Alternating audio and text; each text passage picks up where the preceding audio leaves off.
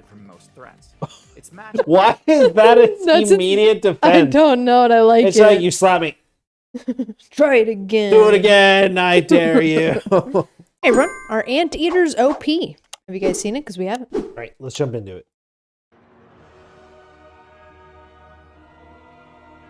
Oh.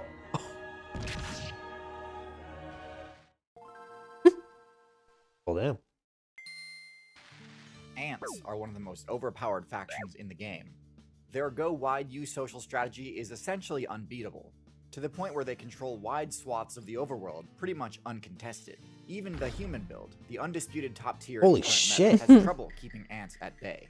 And with their huge variety of incredible abilities, from acidic projectiles and powerful stingers to coordinated attack strategies and terraforming abilities, I don't think it's much of a surprise that ants are such a meta-defining force. And yet, there's one build which can obliterate an entire colony in only a few minutes, the Anteater. But does having a super favorable matchup against one of the game's top tier builds actually translate into the Anteater being top tier itself? There's so much more to the Anteater build than just being able to solo an entire colony of ants with ease. So in today's video, we'll discuss all the abilities and weaknesses of the Anteater build to determine. I mean, Anteaters are only playable. It's in the name. They're Yeah. named after eating ants. Yeah, they destroy ants. That's not very common. Really, like animals being named after what they eat? They literally just eat a whole other species. Crazy. You're named after the species you're. Yeah. That's fucking Pretty sick. straightforward. On the South America server, in both jungle and savanna biomes. Oh And god. this is not an easy server to try to carve a niche into. I know I drone on a lot about how OP African builds are, but the Amazon rainforest is home to some of the most fearsome predators in the game, including the snake build with the largest size, and the felid build with the most powerful bite, among many other incredibly dangerous predators. Ooh. Meanwhile, the anteater's closest living relative is the sloth, a build with so many devastating flaws that I currently rate it as the mammal furthest down on the tier. Ooh. So how is it that the anteater is able to survive such a hostile metagame? Well, they may be closely related to the pathetic moss-covered slugs that Human Faith builds named one of the 7 deadly sins after, but they're also related to this, Megatherium, the gigantic ground sloth that was capable of one-shotting a saber-tooth. Oh my god. In my opinion, anteaters take after Wow. this type of sloth. To see what I mean, let's look at their stats. There is some variation among different anteater builds, which we'll get into later in this video, but for now we're going to focus on the giant anteater. Pulling up the analysis, 2 things jump out right away. The first is their shockingly high HP stat. While they don't have any major form of armor, the anteater can still shake off a surprising amount of damage, damn. even from attacks that might normally one-shot most players. This is crucial as it allows the anteater a chance to survive ambushes by jaguars, which is pretty incredible given that jaguars frequently one-shot crocodilians. But this is also extremely important because it provides an opportunity for the anteater's other surprisingly high stat to become relevant, that stat being their attack power. This attack power stat might look like a mistake, especially given that anteaters don't even have Wait, teeth what? and are completely locked That out was- using the move bite. However, Tongue? once you get past Yeah. the head and look down, you realize that at the end of their massive gorilla arms, anteaters have pickaxe-shaped claws Oh. as big as those of a grizzly bear. Except the Wow. anteater's claws are even sharper because they walk on their knuckles to avoid Oh. wearing them down. Wow. They walk on their knuckles. That's kind of like intimidating. Holy shit. These incredible weapons are what allow the anteater to tear through the cement-like walls of termite mounds with ease. But they come with the nice side benefit of being able to absolutely eviscerate any player who fails to kill them in one hit. Their slashes can easily deal lethal damage, so any predator looking to ambush an anteater needs to make sure They they look have so what it takes strange, to though. finish the job Yeah. before the anteater can counterattack. And this threat alone is often enough to dissuade attacks in the first place. While the anteater's matchup with the jaguar is of course important, it wouldn't be fair to the anteater player base if I didn't comment on their matchup versus you social insect colonies. The anteater's 2-foot-long tongue is covered in a glue-like Oh my Oh. god. flick in and out over Oh, that's 150 so times per minute, gross. which can take out dozens of insects Oh my per flick and decimate a colony. So gross looking. However, similar to their sloth Ugh. brethren, anteaters opted for a slower metabolism. This comes with downsides, which we'll cover later, but it does mean that they don't need to consume an entire colony of ants, and can actually leave the colony in a damaged but recoverable state. This is a highly sustainable method of farming XP because it ensures that the anteater player can simply return to the same termite mound or anthill later on, Yeah. Oh my god. again, and the colony will have replenished its supply of workers enough that they can just do the same thing again.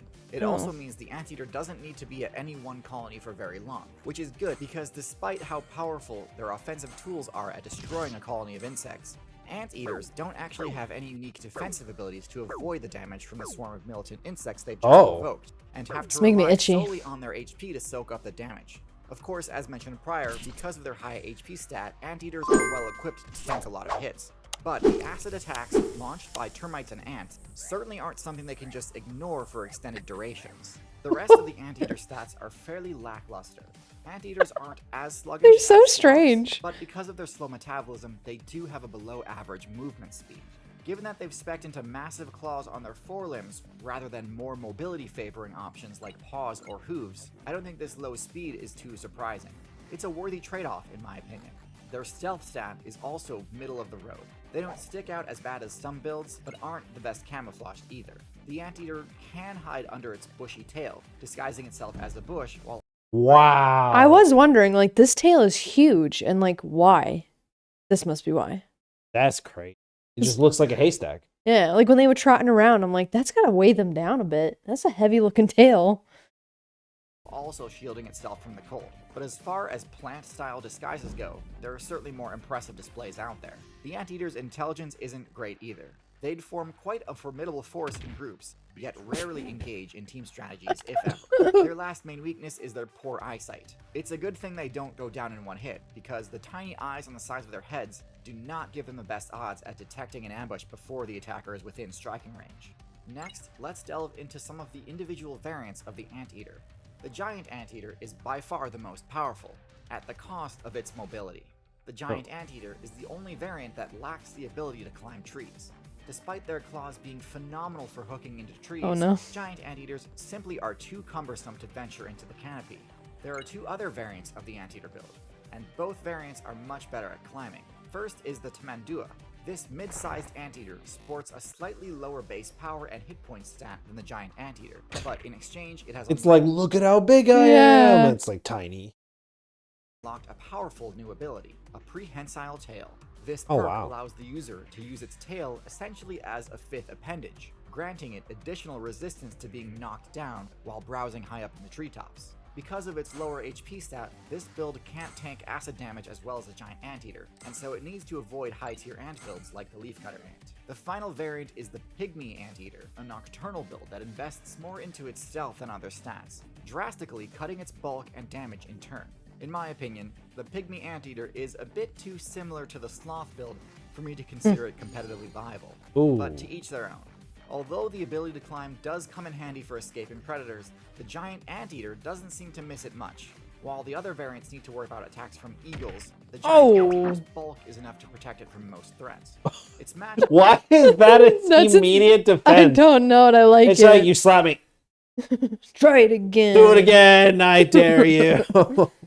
Versus the jaguar is still pretty risky, but it's better than most.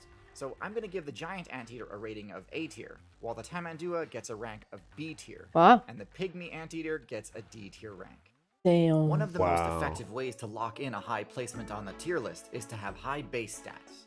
And while most stats require millions of years of evolution to change, intelligence is one of the few stats which can be leveled up, provided you have the right sort of training.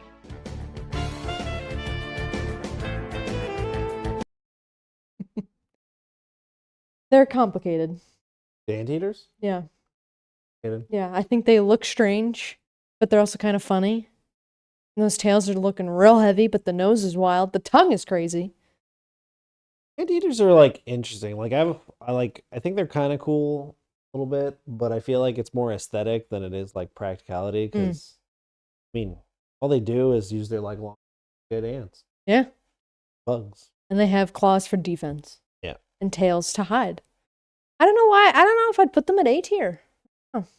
Yeah, it doesn't seem like very much of an A tier build. Like, so like basically infinite food glitch where, you know, you go in, you eat a bunch of ants, not only that, but the ants are biting back. So you come back and maybe they've like rebuilt their colony a bit. So then you just go and some more.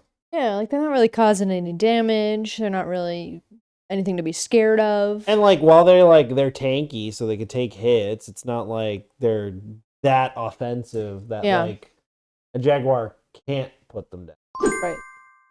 Well, on that note, thanks so much for watching. If you like what you saw, please subscribe. If you have any suggestions, leave them in the comments, and we'll see you in the next one. Yeah, see ya. Bye.